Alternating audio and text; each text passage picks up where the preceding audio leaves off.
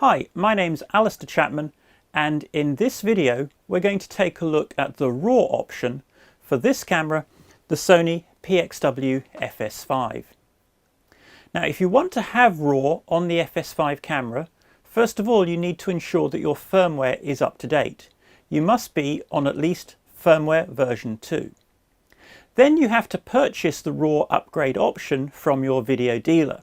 And what you get is a box like this, and inside this box there is a document containing a special code number.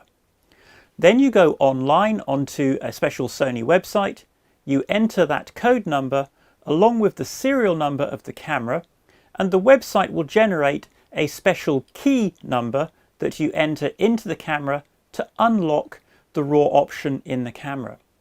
It's a relatively straightforward process, it doesn't take very long, and you don't need to send the camera away, so you're never without your camera. So, next thing to look at is, what exactly is RAW?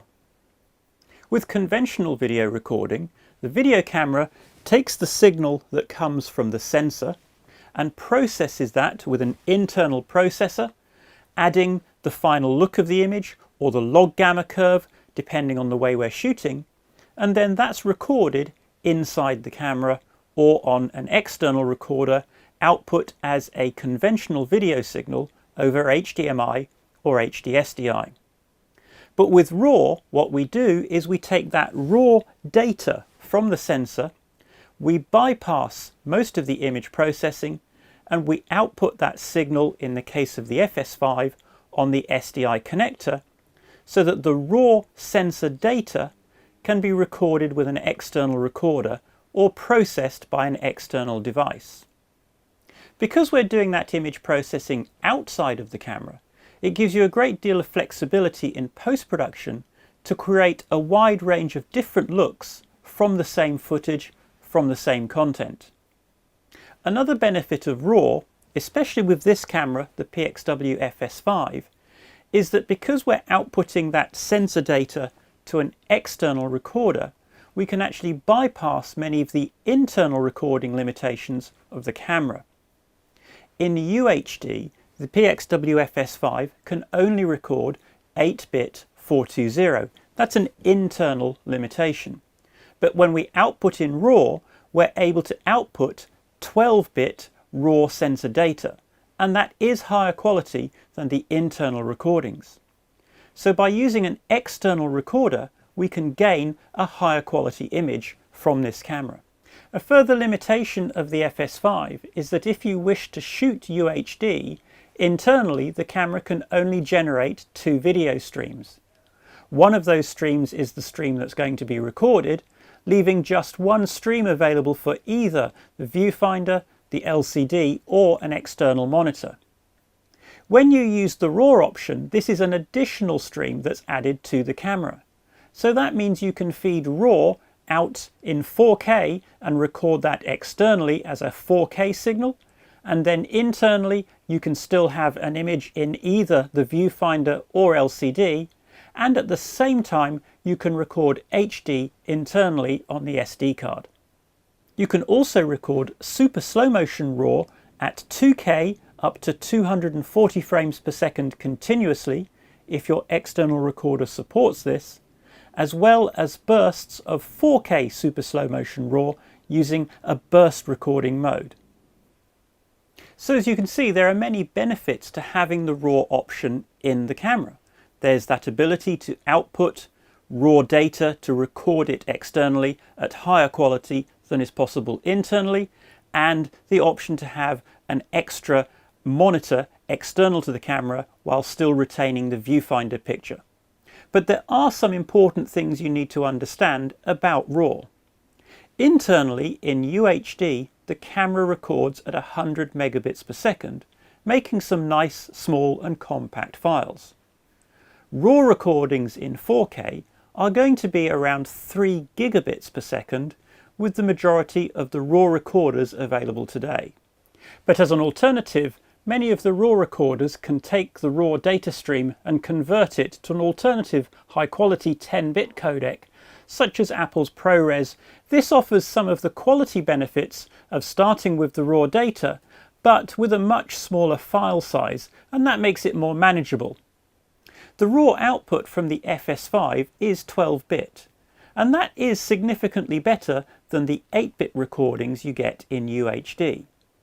But it must be understood that 12-bit RAW is not as good as the 16-bit RAW available from high-end cameras like Sony's PXW F5 or F55 when used with the R5 RAW recorder.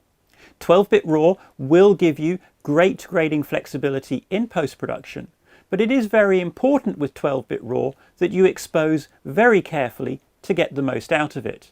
And RAW shouldn't be considered as a substitute for poor lighting, and it won't give you any improvement in the camera's low light performance. There are many different external RAW recorders available from different manufacturers that will work with the FS5.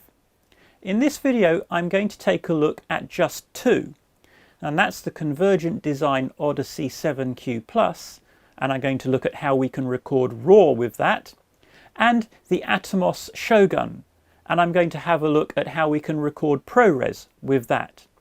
But please do your own research into which recorder is the right one for you, as this is a market that changes very quickly, and by the time you watch this video there may be other options available to you. Now, when shooting with RAW, you should set the camera to picture profile number 7, which is S-Log2 with S-Gamut. This sets the camera to the correct gain level and sets the RAW output correctly so that the RAW recorder will be able to process it correctly. You will need to choose the appropriate white balance manually within the picture profile depending on the scene that you're shooting. For exposure, Sony recommend that S-Log2 should be exposed with middle grey at 32% and white at 59%. I would consider these minimums. You definitely don't want to expose any darker than this, because if you do, your picture will be noisy and grainy. Ideally, you want to expose a little bit brighter than this. And I like to do exactly the same for RAW. I find that I get the best results by exposing about 1 to 1.5 stops brighter than those Sony recommended minimums. The easiest way to do this is to use a white card or a white piece of paper and set the camera's zebras to 70% and then expose the shot so that the zebras are just starting to appear over that white piece of paper. Another way to do it is to use the EV offset function in the camera menu to add a plus 1.5 EV exposure offset. Then you can press the one push auto iris button or the auto ND button to gain an exposure that is 1.5 stops brighter than the standard level for S-Log2. And that's going to give you a really good result in the vast majority of shooting situations. So let's have a look at exactly how we set the camera up to output RAW and record RAW using a Convergent Design Odyssey 7Q. So first of all, we need to make some changes in the camera's recording and output settings. Once you've enabled the camera's RAW output option, when you go to Rec Set, you'll see that there are now some extra options under File Format. In addition to the original options, you'll see that you now have an option for RAW and XAVC HD, and this option allows you to output RAW over the HD SDI and record XAVC HD internally onto the SDXC cards at the same time, or there is simply the RAW only option. It is of course worth remembering that once you've turned on the RAW output, any monitor plugged into the HD SDI output must be capable of decoding that RAW data, otherwise you won't get a picture. Next, you need to go down to the RAW output format and choose the RAW format that you want.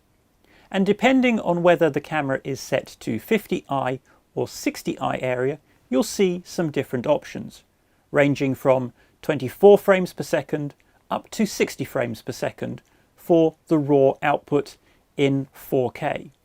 If you wish to record 4K RAW at 50 or 60 frames per second, you need to be very careful with your choice of RAW recorder, as many of them can only record RAW at up to 30 frames per second. On the Convergent Design Odyssey, you need to go to the Setup page, where you choose the camera and select Sony FS5. You select the FS RAW option, and then in this case we're going to record RAW, so we choose FS RAW to FS RAW, and the file will be saved as a Cinema DNG file on the SSDs. To allow the camera to trigger the Odyssey to go into record, we select Record Trigger and set that to Camera. Now the camera will trigger the recorder when you press the record button on the camera. And that's it. That's all you have to do to be able to record the raw signal on the Odyssey. But you might want to consider adding a LUT on the Odyssey so that you don't have to view the flat and low contrast S-Log2 picture on its screen. To do this, you press and hold the LUT option button on the Odyssey, and that will bring up the LUT menu. Choose the preset LUTs, and then you may need to scroll down 1 or 2 pages to see the various Sony LUTs. The LUT that I recommend using with the 7Q is either Sony EE SL2 709A-1 or Sony EE SL2 709A-2. These LUTs deliberately make the on-screen image a little bit darker. The darker on-screen image encourages you to expose that raw data nice and brightly. You can see in the menu that as well as recording RAW to RAW Cinema DNG, the Convergent Design Odyssey can also convert from RAW to ProRes.